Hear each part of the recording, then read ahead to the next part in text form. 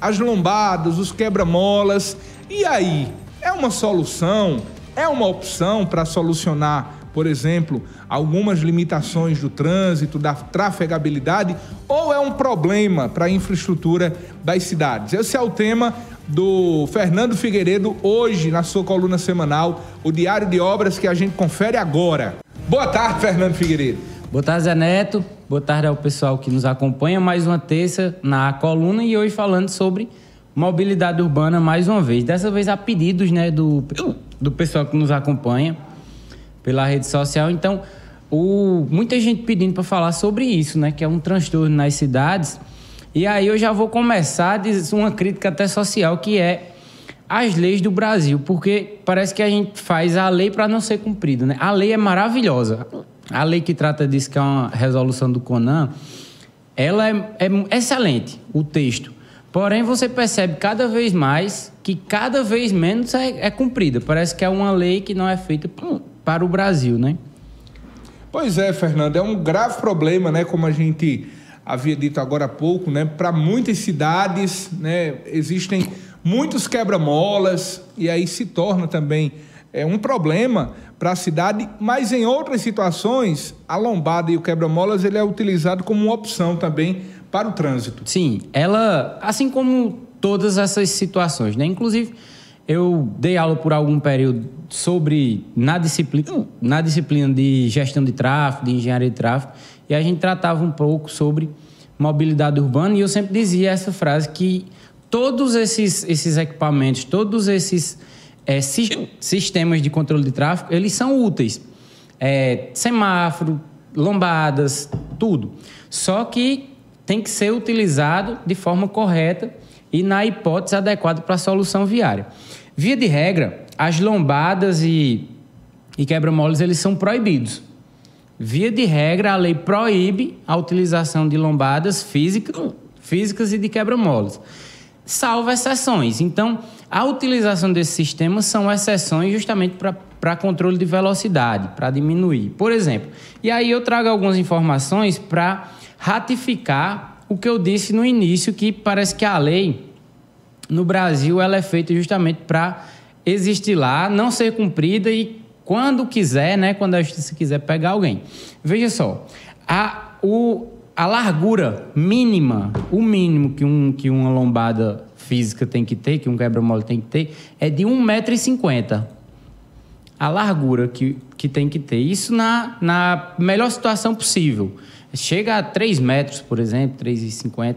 Então, no quebra-mola de suas ruas hoje, se fosse para obedecer à resolução do CONAN, primeiro tinha que ter sido já feito outras soluções, essas soluções ter sido erradas, principalmente controle de tráfego, sistema de dimensionamento, né, de tráfego urbano, de movimentação de veículo, etc.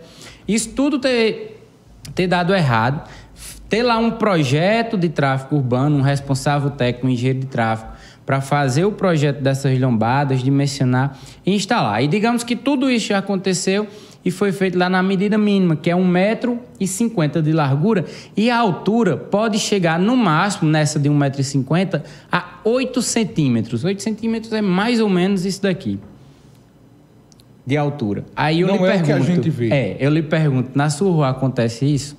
Não. Então, a lombada... E por que esse problema todo? Por conta da danificação que esses equipamentos causam nos automóveis.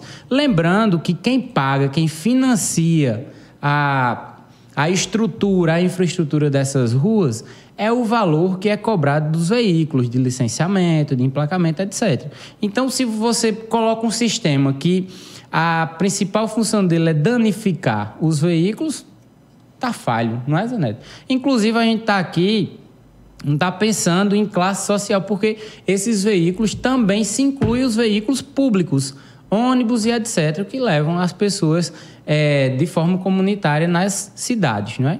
Então, uma solução não pode gerar um problema. Isso é óbvio de qualquer sociedade. E aí, por isso que é proibido, por via de regra, os quebra-molas. Mas, além disso, além dessa situação, né, que tem que ter no máximo 8 centímetros de altura, esse de 1,50 m, né? O máximo que pode chegar à altura de uma lombada são 10 centímetros de altura, só que aí ela tem que ter uma plataforma de pelo menos 3 metros, né? Algo mais de 3 metros. Então, além disso, é proibido também aquelas tarjas, que o pessoal chama de tartaruga, né?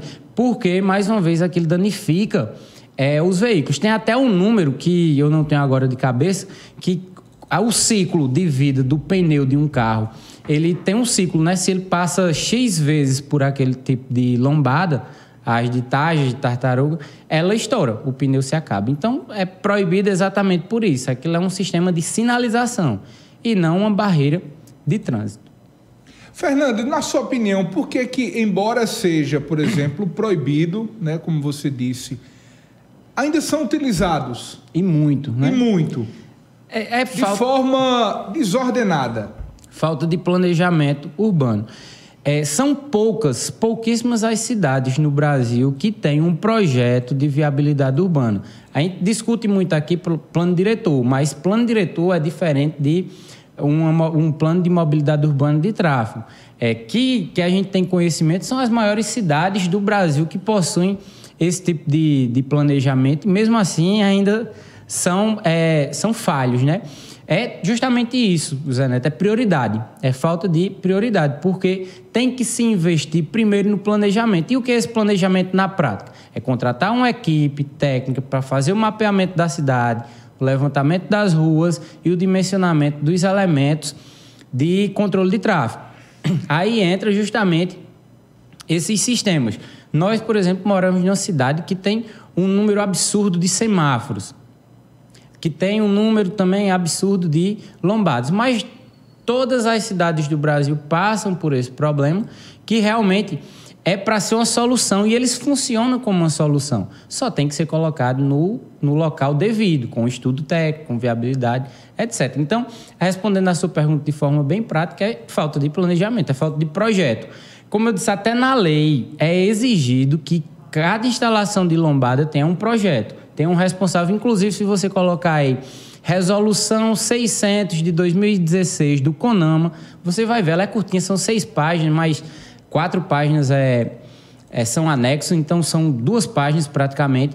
Você vai ver essas resoluções, nesses anexos tem um modelo de responsabilização, onde tem a descrição do projeto, a configuração da plataforma e a RT e a assinatura do responsável técnico pelo projeto de cada lombada que se tem. Mas, sem contar, Zé Neto, na possibilidade de drenagem urbana, né?